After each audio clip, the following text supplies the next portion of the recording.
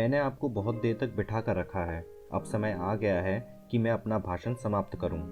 यह एक सुविधाजनक बिंदु है जहां मुझे रुक जाना चाहिए, लेकिन संभवतः हिंदू श्रोताओं के बीच में ऐसे विषय पर मेरा अंतिम भाषण है, जो विषय हिंदुओं के लिए प्राणाधार है। इससे पहले कि मैं भाषण देना बंद करूं, मैं हिंदुओं के सामने ऐसे प्रश्न रखना चाहता हूं जिसको मैं अति महत्वपूर्ण समझता हूं, और मैं उन्हें उन पर विचार करने के लिए आमंत्रित करता हूं। सबसे पहले हिंदुओं को विचार करना चाहिए कि क्या वे आस्था, आदतें, नैतिकता और जीवन के प्रति धारण के बारे में निर्जाति वैज्ञानिकों के शांतिपूर्ण दृष्टिकोण को मानना काफ़ी मानते हैं, जो संसार के अलग अलग लोगों में भिन्न भिन्न रूप से पाए जाते हैं। या यह क्या आवश्यक नहीं है कि यह पता लगाने का प्रयास किया जाए कि संसार में किस प्रकार की नैतिकता, आस्था तथा दृष्टिकोण रखने वाले लोग पनपे हैं, मजबूत हुए हैं तथा उन्होंने इस पृथ्वी पर राज किया है। जैसा कि प्रोफेसर कार्वर ने कहा है, नैतिकता और धर्म, जो नैतिक स्वीकृति और अस्वीकृति की संगठित अभिव्यक्ति है, अस्तित्व के संदर्भ में महत्वपूर्ण तत्व है, जो आक्रमण और रक्षा के सच्चे हथियार, दांत और पंजे, सींग और खुर, फर और पंख अर्थात सब कुछ हैं। सामाजिक समूह, समुदाय, आदिम निवासी या राष्ट्र जो नैतिकता की अव्यवहार्य योजनाएं विकसित कर लेते हैं या इनके अंतर्गत ऐसे सामाजिक क्रम विकसित कर लेते हैं जो उन्हें अस्तित्व के लिए कमजोर और अक्षम बना देते हैं, आदतन स्वीकृति की भावना पैदा करते हैं, जबकि वे सामाजिक कर्म जो उन्हें मजबूत और विस्तार के लिए समर्थ बनाते हैं, आदतन तिरस्कार की भावना पैदा करते हैं और अंततः अस्तित्व के संघर्ष में मिट जाते हैं। इन आदतों की स्वीकृति या अस्वीकृति ही ये धर्म और नैतिकता के परिणाम हैं। इन्हें उसी प्रकार पुंग बना देती है जिस प्रकार मच्छिका के एक और दो पंख हों तथा दूसरी ओर कोई पंख न हो तो मच्छिका उड़ नहीं पाएगी। इस बात पर बहस बेकार है कि एक अवस्था अच्छी है तो दूसरी अवस्था भी अच्छी होगी। इसलिए नैतिकता और धर्म केवल पसंद और नापसंद के मुद्दे नहीं हैं। आप नैतिकता की व्यवस्था को अत्यधिक नापसंद कर सकते हैं, जिसे एक राष्ट्र के सार्वभौमिक रूप से लागू किया जाए तो वह राष्ट्र पृथ्वी पर एक सबसे मजबूत राष्ट्र बन जाएगा। आपकी नापसंदगी के बाद भी ऐसे राष्ट्र मजबूत हो जाएंगे। आप किसी एक नैतिकता की व्यवस्था और अन्याय के आदर्श को अत्यधिक पसंद कर सकते हैं, तो यदि किसी राष्ट्र में सार्वभौमिक रूप से लागू किया जाए, वह राष्ट्र अन्य राष्ट्रों के साथ संघर्ष में खड़ा नहीं रह पाएगा। आपकी इस प्रशंसा के बावजूद ऐसे राष्ट्र अंततः लुप्त हो जाएंगे। हिंदुओं को अपने धर्म और नैतिकता को अस्तित्व के मूल्य के संदर्भ में परखना चाहिए। दूसरी बात यह है कि हिंदुओं को इस पर विचार करना चाहिए कि उन्हें अपनी संपूर्ण सामाजिक धरोहर को सुरक्षित रखना है या जो उपयोगी हो उसे चुनकर भावी पीढ़ियों को केवल उतना ही हस्तांतरित करना है और उससे अधिक बिल्कुल नहीं। प्रोफेसर जॉन डीवी, जो मेरे शिक्षक रहे हैं तथा जिनका मैं ऋणी हूँ, ने कहा है, प्रत्येक समाज छोटी सी बातों से, अतीत की सूखी लकड़ियों से तथा निश्चित रूप से विकृत चीज़ों से भारग्रस्त हो जाता है।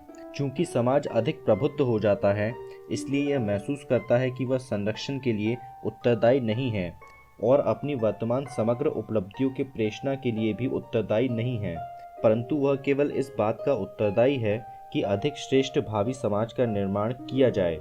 यहाँ तक कि बर्क फ्रांस की क्रांति में निहित सिद्धांतों के बदलाव का तीव्र विरोध करने के बावजूद यह मानने को बाध्य हुआ कि ऐसा राज्य जो बदलाव के साधन से रहित है, वह राज्य के रक्षण के साधनों से भी रहित है।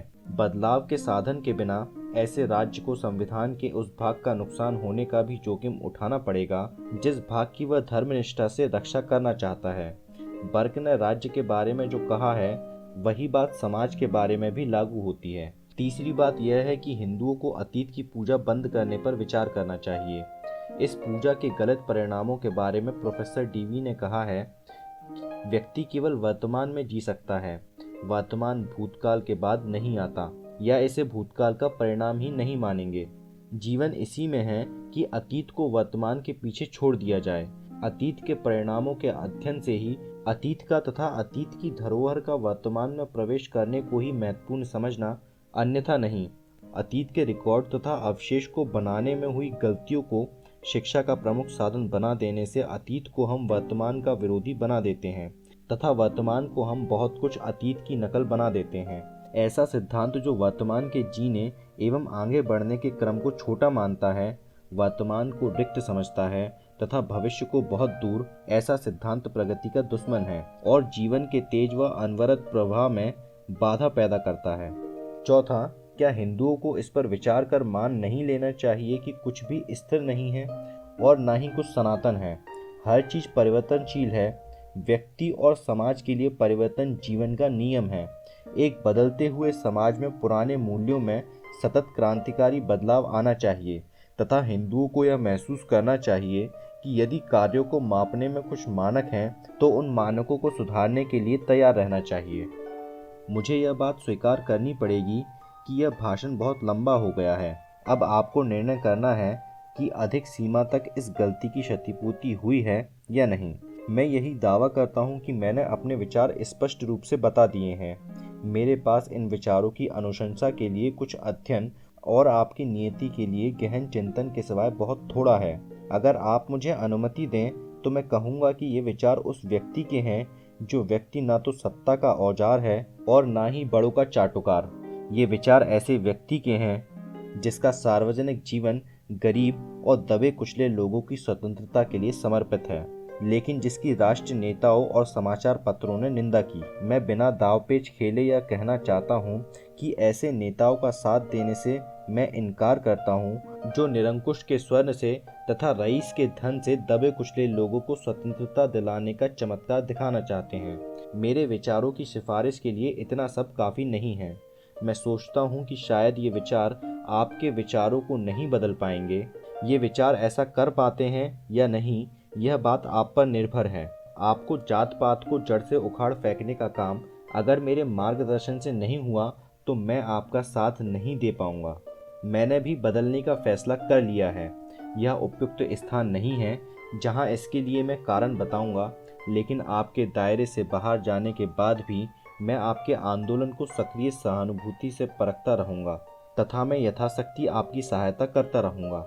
आपका यह एक राष्ट्रीय लक्ष्य है, इसमें संदेह नहीं कि जात पात हिंदुओं की धड़कन है, पर हिंदुओं ने वातावरण को प्रदूषित किया है जिससे प्रत्येक संक्रमित है। आप सिख, मुस्लिम और ईसाई सहित उन सबके समर्थन के पात्र हैं जो इस संक्रमण से ग्रसित हैं। आपका राष्ट्रीय आंदोलन अन्य राष्ट्रीय आंदोलनों से कठिन है, जैसा कि स्वराज।